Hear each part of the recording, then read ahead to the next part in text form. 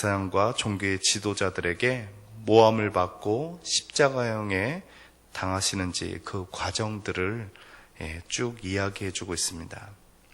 26장에는 참 여러 종류의 사람들이 나옵니다. 그 대표적인 사람들을 보면 처음에 예수님께 향유를 붓던 마리아가 나오고요. 그 다음에 3년 동안 스승으로 모시고 따라다녔던 그 제자 가룟 유다가 예수님을 파는 그런 가룟 유다가 나오고, 그 다음에 어떻게 하든 이 예수 그리스도를 잡아 넣으려고 혈안이 되었던 그 종교 지도자들, 그리고 대제사장, 그 무리들이 나옵니다. 그리고 또 다른 제자들은 어떨지 몰라도 저는 절대 부인하지 않겠다고 호언장담했지만 예수님 말씀하신 것처럼 3번 부인하고서 심히 통곡하는 베드로가 나옵니다. 이렇게 다양한 사람들이 나오는데 오늘 그 사람들을 통해서 하나님께서 우리에게 주시는 말씀들을 같이 한번 나눠보길 원합니다. 오늘 먼저 나오는 그 마리아, 우리가 아시죠? 마르다와 마리아. 그래서 우리는 편할 때는 마리아가 되기를 원하고, 마르다의 입장에서는 마리아 같이 행동하는 사람이 밉죠. 솔직하게. 근데 이 마리아가 예수님의 장례를 준비하는 사건이 나옵니다. 자기가 갖고 있는 너무나도 비싼 옥합을 깨어서 예수님의 머리에 붓습니다. 그런데 이것을 보고서 사람들이 말을 하는 것입니다. 차라리 이것을 팔아서 가난한 사람들에게 주면 더 좋지 않을까. 근데 그것은 사실 진심 어린 마음이 아니라 다른 사람이 하는 것에 대해서 헌담하기를 좋아하는 사람들의 말이죠. 근데 주님께서 뭐라고 말씀하시냐면 이 여인은 나의 장례를 준비했다는 것입니다. 그리고 이 여인의 이 이야기가 내가 복음이 전해지는 곳, 예수 그리스도가 전해지는 곳에 이 여인의 사건도 함께 전해지리라고 말씀하고 있습니다. 저는 그런 생각을 해봤습니다. 어떻게 마리아가 예수님의 장례를 알고서 이런 행동을 했을까? 과연 알았을까? 아마 마리아는 알고서 한 행동은 아닐 것입니다. 그런데 그의 마음속에 주님을 향한 그 간절하고 진실한 마음이 그렇게 가장 바람직한 때에 하나님 앞에 아름답게 드려지는 그런 행위를 하게 되는 것이죠. 그래서 오늘 이 마리아를 통해서 우리가 어떻게 그 적재적소에 하나님의 아름다운 일을 행할까? 그것은 우리의 마음이 하나님 앞에 연락되도록 늘 깨어서 하나님을 향하다 보면 하나님이 그 시와 그 때를 인도해 주는 것입니다. 그래서 중요한 것은 영적으로 깨어있는 것이 참으로 중요합니다. 그리고 이제 예수님을 어떻게 하든 잡아들이려는 대제사장, 가야바와 그 종교 지도자들. 그래서 그 사람들이 어떻게 하든 예수 그리스도를 잡아들이려고 했습니다.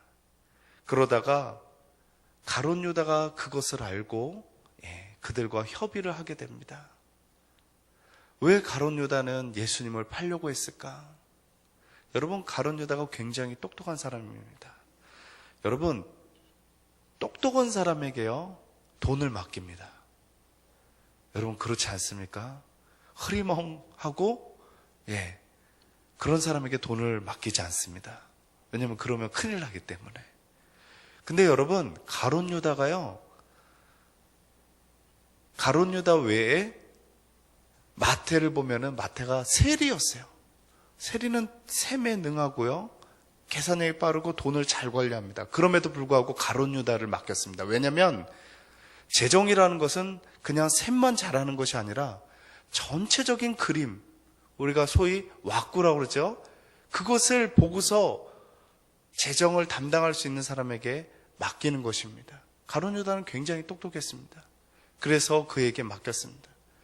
처음에 가룟 유다가 예수 그리스도를 따를 때 그가 계획한 것이 있습니다. 주님을 따르면 주님께서 왕이 되실 거고 왕이 되었을 때 내 자리가 있겠다라는 생각을 했습니다. 근데 어느 순간 주님이 갑자기 이상한 얘기를 자꾸만 하시는 거예요. 내가 죽으러 간다는 거예요. 왜 저러실까? 이해가 되지 않는 것이죠. 그런데 가룟 유다는 무엇이 화나냐면 3년 동안 내가 예수님을 따라다닌 그 3년의 기간이 너무나도 화가 나는 것입니다. 그래서 그것에 대해서 이 가룟 유다는 그 따라다녔던 대가를 받기를 원했어요. 그래서 예수 그리스도를 은 30에 팔아 넘기는 것입니다. 자기의 3년의 시간들에 대한 그나마 보상으로 그런 가룟 유다가 나옵니다. 그런데 그 가룟 유다에게 주님께서 말씀하십니다.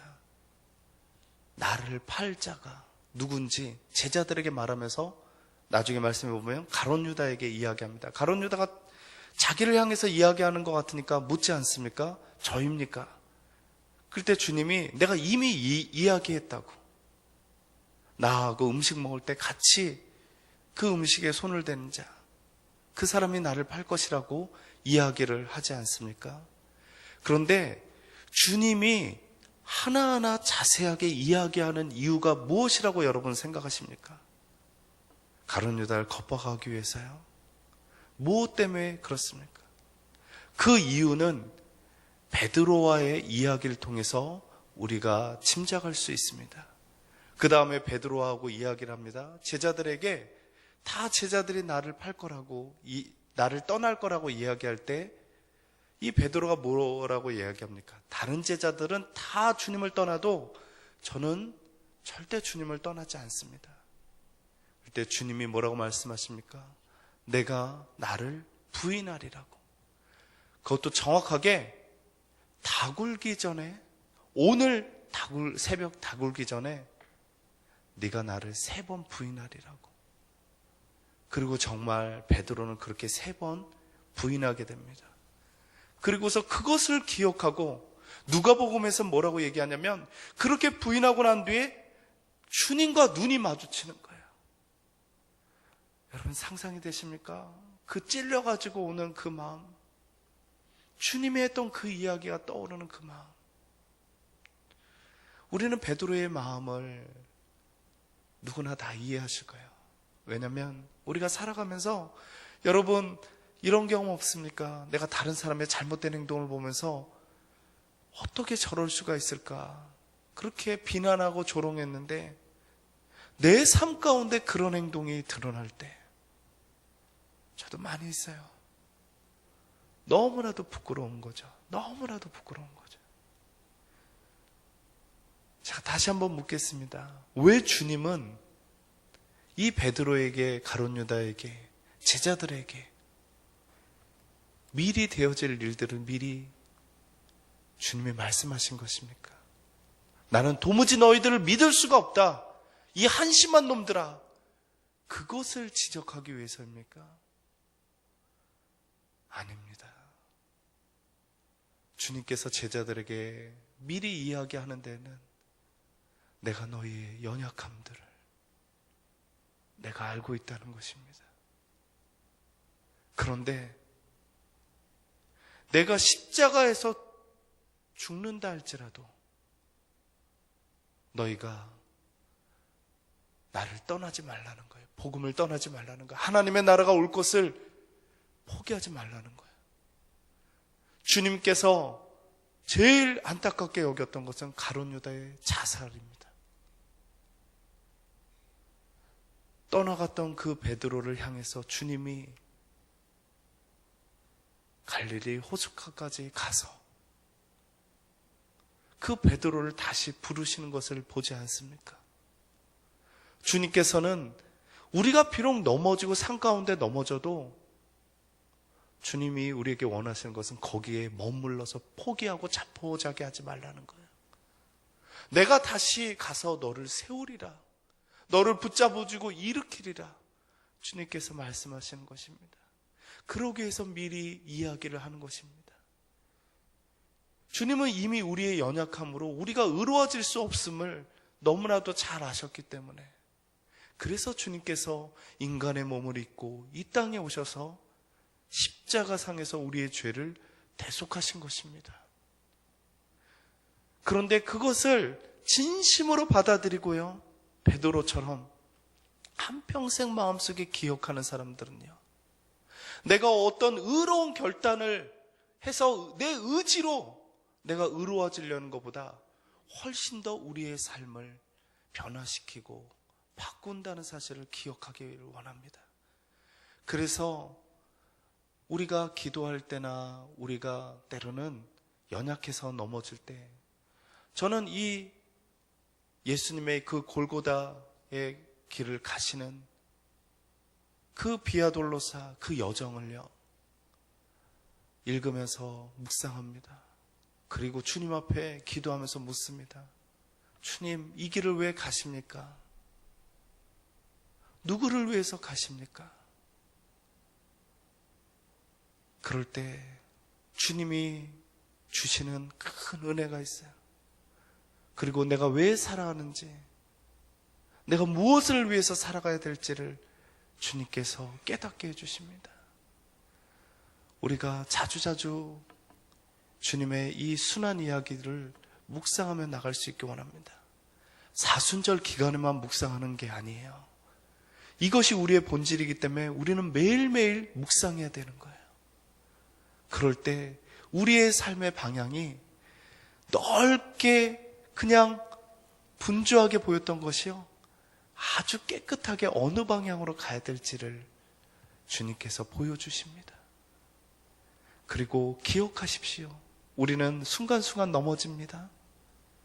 그런데 주님께서 제자들에게 뭐라고 말씀하시면 넘어지지 않기 위해서 깨어서 기도하라고. 그렇기 때문에 우리가 새벽 예배에 나오는 것입니다. 깨어서 기도하기 위해서, 내 삶을 주님의 손에 붙잡힌 바 되는 가운데 살아가기 위해서, 그러기 위해서 우리 성도님들이 이 새벽을 깨운 줄 믿습니다. 하나님께서 올 한 해 그렇게 우리 성도님의 삶 가운데 함께 동행하시고 함께 이끌어가 주실 줄 주님의 이름으로 축원합니다.